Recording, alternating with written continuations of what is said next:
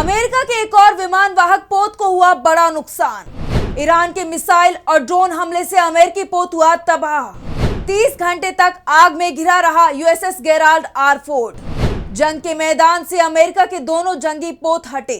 America का aircraft carrier USS Abraham Lincoln कहां है, इस बारे में कोई सूचना नहीं आ रही है।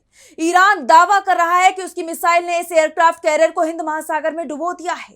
कुछ रिपोर्ट में दावे किए जा रहे हैं कि अब्राहम लिंकन डूबा नहीं है, बल्कि उसे जबरदस्त नुकसान पहुंचा है और वो जंग से हटा दिया गया है, वापस अमेरिका लौट गया है। और इस बीच खबर ये भी सामने आ रही है कि अमेरिका का दूसरा aircraft carrier USS Gerald R Ford पर भी ईरान ने हमला कर दिया है, जिसके चलते इस पर भीषण आग लग गई। 30 घंटे तक ये युद्धपोत आग की लपटों में घिरा रहा है। ऐसे में अब अमेरिका पूरी तरह से बैकफुट पर आ गया है और उसकी तरफ से अब सीजफायर की कोशिश शुरू हो गई है, लेकिन ईरान इसके लिए तैयार नहीं दिख रहा है। और आज हम अपनी स्पेशल रिपोर्ट में अमेरिका को हुए बड़े नुकसान पर ही करेंगे बात। नमस्कार, मैं आंचल।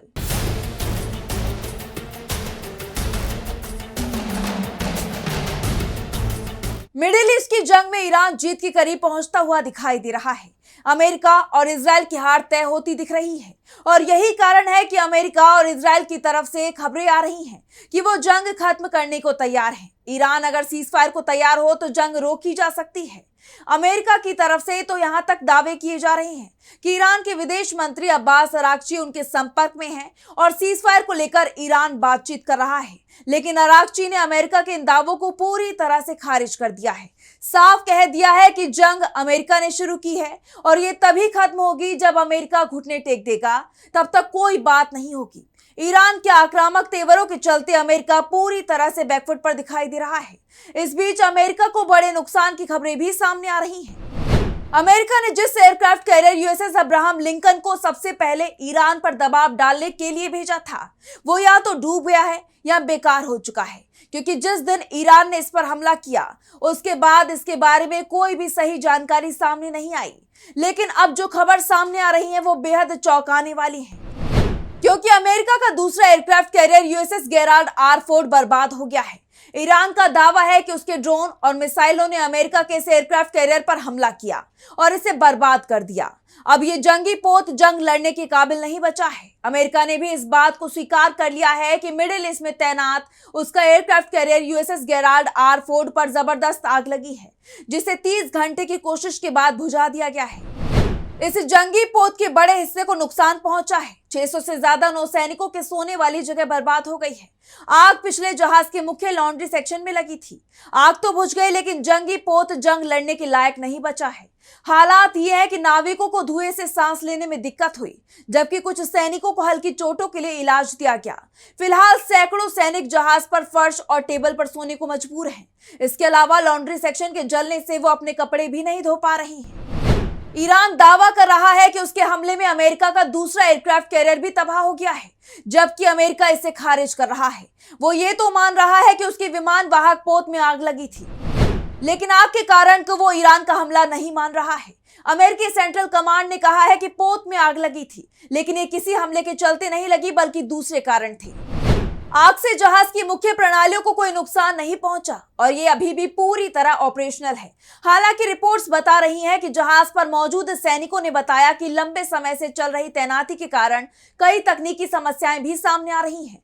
अब हम आपको इस जंगी पोत की खासियत के बारे में बताते हैं। यूएसएस गेराल्ड आर फोर्ड की सबसे बड़ी बात इसका इलेक्ट्रोमैग्नेटिक एयरक्राफ्ट लॉन्च सिस्टम है। भाप के बजाय मैग्नेटिक वेव्स का इस्तेमाल होता है, जिससे किसी भी तरह के हल्के भारी विमानों को लॉन्च किया जा सकता है। युद्धपोत एक दिन में 160 से 220 उड़ानें संचालित कर सकता है। इस पर 75 से ज्यादा लड़ाकू विमान तैनात रहते हैं। इसमें उन्नत तकनीक के कारण निमित्ज क्लास के मुकाबले 700 से 1000 कम सैनिकों की जरूरत पड़ती है, जिससे परिचालन लागत कम होती है। ये कम क्रू में ज्यादा ऑपरेशन क्षमता रखता है। इसमें 2 शक्तिशाली परमाणु रिएक्टर लगे हैं, जो इसे असीमित रेंज देते हैं। ये 25 साल तक बिना ईंधन भरे समंदर में रह सकता है। ये दूर से ही विमानों को ट्रैक कर लेता है। फोर्ड क्लास दुनिया का सबसे महंगा सैन्य प्रोजेक्ट है। पहले USS Gerald R Ford CVN-78 को बनाने में लगभग $13.3 बिलियन लगे। इसके शोध में ही $5 बिलियन का खर्चा आया। इस विमान वाहक पोत पर करीब 4,500 सैनिक तैनात हैं और ये पिछले 11 महीने से समुद्र में तैनात है। समुद्र में लगातार तैनाती का ये पोत रिकॉर्ड बना चुका है। आमतौर पर 6 महीने की तैनाती के बाद किसी भी एयरक्राफ्ट कैरियर को सर्विसिंग की जरूरत होती है। इसके लिए ये अपने डेक पर लौट जाता है। यूएसएस गेराल्ड आर फोर्ड पिछले साल जून से ही लगातार समंदर में है। इस दौरान उसने पिछले साल अक्टूबर में कई तेल टैंकरों को जब्त किया था। वेनेजुएला पर जब अमेरिका ने हमला किया और राष्ट्रपति निकोलस मादुरो को पकड़ा, तो पूरे ऑपरेशन में इसी एयरक्राफ्ट कैरियर की सबसे बड़ी भूमिका थी। इसके बाद अब इसे इजरायल की मदद के लिए भेजा गया है। वैसे यूएसएस गेराल्ड आर फोर्ड को लेकर समस्याएं तो पहले ही सामने आ रही थी। वॉल स्ट्रीट जर्नल के मुताबिक यूएसएस फोर्ड एयरक्राफ्ट कैरियर के क्रू को 45 मिनट तक टॉयलेट लाइन में लगना पड़ता है। एक तरफ तो अमेरिका दावा करता है कि इतिहास का सबसे महंगा एयरक्राफ्ट कैरियर है, लेकिन अपने ही क्रू के लिए बेसिक सफाई की व्यवस्था नहीं कर पा रहा है। ये समस्या एयरक्राफ्ट में पिछली जनवरी से चल रही है और अब ये तय माना जा रहा है कि अब ये जंगी जहाज अब्राहम लिंकन की तरह इस जंग से दूर हो गया है, जिसके बाद अमेरिका के सामने सबसे बड़ी चिंता ये खड़ी हो गई है कि वो ईरान के खिलाफ अपना अभियान जारी कैसे रखे, क्योंकि मिडिल ईस्ट में उसके जो सैन्य बेस बने हुए थे उन्हें पहले ही ईरान के ड्रोन और मिसाइलों ने बर्बाद कर दिया है। विमान वाहक पोत के जरिए वो हमले कर रहा था, लेकिन अब उसके दोनों ही एयरक्राफ्ट कैरियर बर्बाद हो चुके हैं। वैसे डोनाल्ड ट्रंप हार मानने को तैयार नहीं दिख रहे हैं। वो तमाम देशों से मदद मांग रहे हैं। अमेरिका के जहाज जो अलग अलग जगह तैनात थे उन्हें मिडिल ईस्ट की तरफ भेज रहे हैं, लेकिन ईरान की ताकत से उन्हें डर भी लग रहा है। अब तो वो ईरान की जंग लड़ने के जज्बे की तारीफ भी करने लगे हैं।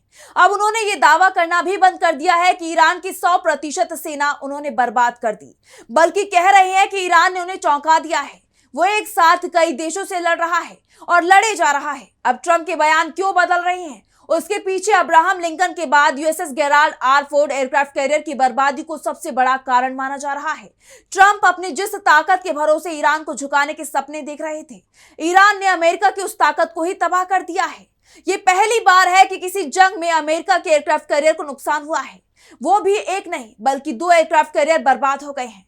अमेरिका भले ही इस बात को नहीं मान रहा हो कि ईरान के हमले में उसके एयरक्राफ्ट कैरियर बर्बाद हुए हैं, लेकिन जो सैटेलाइट पिक्चरें सामने आ रही हैं वो अमेरिका के तमाम झूठ की पोल खोल रही हैं। जिस तरह से अब्राहम लिंकन पर ईरान के हमले को शुरुआत में अमेरिका ने छिपाने की कोशिश की थी, उसी तरह से अभी वो यूएसएस गेराल्ड आर फोर्ड पर हुए हमले को भी छिपाने की कोशिश कर रहा है। लेकिन अब सब कुछ साफ होता दिखाई दे रहा है। खुद अमेरिका के राष्ट्रपति डोनाल्ड ट्रंप ये बात मानने लगे हैं कि ईरान बहुत भारी पड़ रहा है। ईरान भी अपनी ताकत को खुलकर दिखा रहा है। उसने अमेरिका की सेना को खुली चुनौती दे दी है कि अगर ट्रंप दावा कर रहे हैं कि अमेरिका के जंगी जहाज हॉर्मुज पर कब्जा करेंगे तो वो यहां आकर ही दिखा दें। और ईरान की धमकी का ही असर है कि अमेरिका की सेना ने अपने राष्ट्रपति के खिलाफ ही बगावत कर दी है। साफ कह दिया है कि हम हॉर्मुज नहीं जाएंगे। तो फिलहाल स्पेशल रिपोर्ट में बस इतना ही। वीडियो पसंद आए तो लाइक करें, साथ ही हमारे चैनल को सब्सक्राइब करें। नमस्कार।